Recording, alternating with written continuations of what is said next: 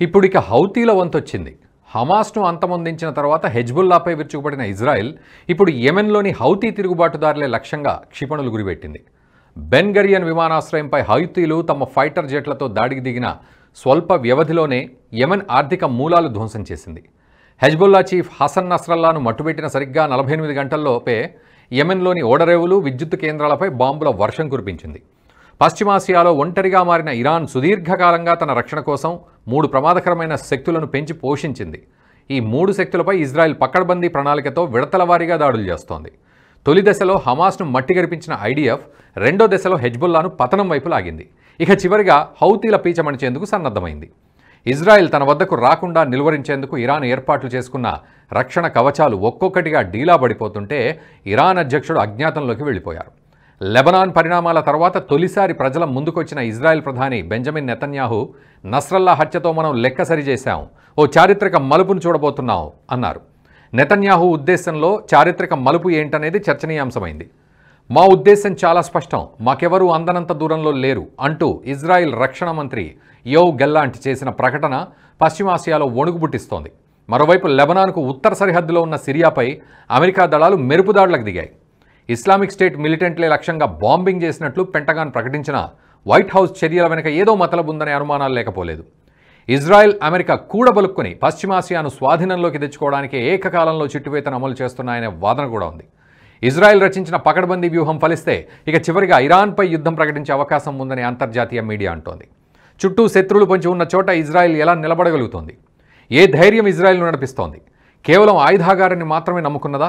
పటిష్టమైన నిఘా వ్యవస్థ, గూఢచార విభాగాలు ఉన్నాయనే తెంపర్తనమే ఇందుకు కారణమా? వ్యూహం, ఎత్తుగడలను, సాంకేతిక పరిజ్ఞానం ఉందని బింకంతో దూకుడు ప్రదర్శిస్తోందా? ఈ ప్రశ్నలు చాలా ఆసక్తికరమైనవి. పశ్చిమాసియాలోని 18 దేశాల్లో అరడజను దేశాలకు ఇజ్రాయెల్ భయం పట్టుకుంది. ఆయా దేశాల పాలకులు నిద్రలేని రాత్రులు గడుపుతున్నారు.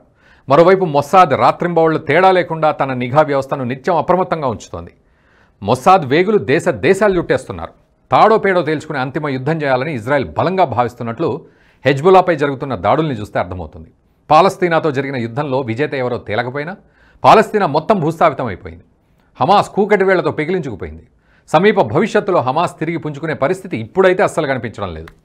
పశ్చిమాసియాలో 2 బలమైన ప్రభుత్వేతర సైన్యాలపై ఇజ్రాయెల్ గుక్క తిప్పుకోలేని దాడులు చేసింది. ఇక మిగిలిందల్లా యెమెన్లోని హౌతీలపై దాడులు ఇప్పటికే మొదలయ్యాయి. ఇజ్రాయెల్ ఏకకాలంలో 3 పక్షాలతో యుద్ధం చేస్తోంది. ప్రపంచ యుద్ధ చరిత్రలో ఇది అరుదైన సందర్భం అనాలి. పశ్చిమాసియాలోని Armenia, Azerbaijan, Cyprus, Bahrain, Georgia, UAE మినహా మిగతా 11 దేశాలకు ఇజ్రాయెల్తో బద్ధశత్రుత్వం ఉంది. ఇజ్రాయెల్ ఉనికిని 11 దేశాలు గుర్తించడం లేదు. అవకాశం దొరికితే, బలం సమకూరితే ఏదో ఒక రకంగా ఇజ్రాయెల్ను దెబ్బతీయాలనే ఉద్దేశంతో ఉంటాయి అవి. ఖతార్తో వాణిజ్య సంబంధాలు చాలా కాలం కొనసాగినప్పటికీ ఆపరేషన్ క్యాస్ట్ లీడ్గా పిలిచే గాజా యుద్ధం తర్వాత పూర్తిగా తెగిపోయాయి. ఈ దేశాలన్నీ ఇజ్రాయెల్ శక్తియుక్తులను చూసి భయపడతాయి కాబట్టి ఖయ్యం పెట్టుకోవడానికి వెనకాడతాయి. ఈ దేశాల్లో పాలస్తీనా, లెబనాన్, యెమెన్లు మాత్రమే ఇజ్రాయెల్తో తలపడాలని ఆరాటపడుతూ ఉంటాయి. ఇజ్రాయెల్ ఆయుధాగారం చాలా బలమైంది కాబట్టి దాడులకు తెగబడుతోందనే అభిప్రాయం ఉంది. లేదా ఆయుధాల తయారీలో సాంకేతిక పరిజ్ఞానాన్ని వినియోగించడం వల్ల సరికొత్త మారణాయుధాలు ఆవిష్కరిస్తుంది కాబట్టి యుద్ధానికి భయపడదని కూడా చాలామంది అనుకుంటారు. మొస్సాద్ అండ చూసుకుని పశ్చిమాసియాను భయపెడుతోందనే అభిప్రాయం కూడా విస్తృతంగానే ఉంది. మరికొంచెం లోతుగా అధ్యయనం చేసిన వాళ్ళు యూనిట్ 8200 ఉందనే ధీమా కొద్దీ యుద్ధం అంటే అమితాశక్తి అనుకుంటారు. వీటన్నింటి బలం చూసుకుని మాత్రమే ఇజ్రాయెల్ ధీరత్వాన్ని ప్రదర్శించడం లేదు.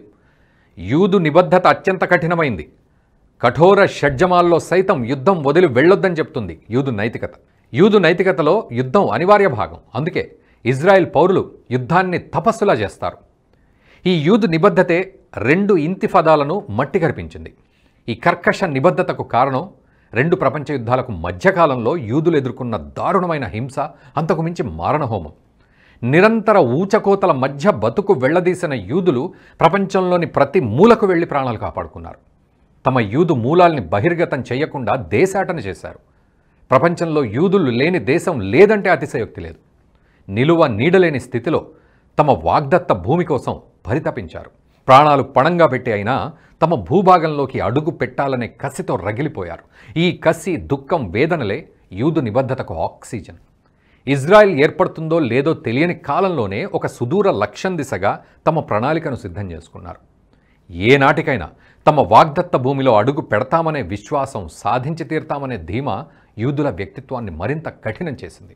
బెన్ గరియన్ దీర్ఘకాలిక దృష్టి, వ్యూహాత్మక అంశాల్లో పకడ్బందీ ప్రణాళికల మూలంగా ఇజ్రాయెల్ ప్రస్తుతం ప్రపంచ దేశాలనే హడలెత్తొస్తోంది.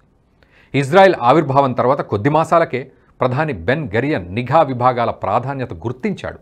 వెనువెంటనే విదేశాంగ గూఢచార సంస్థ మొస్సాద్ అంతర్గత నిఘా విభాగం షిన్ బెట్ ఏర్పాటుకు ఆదేశించాడు.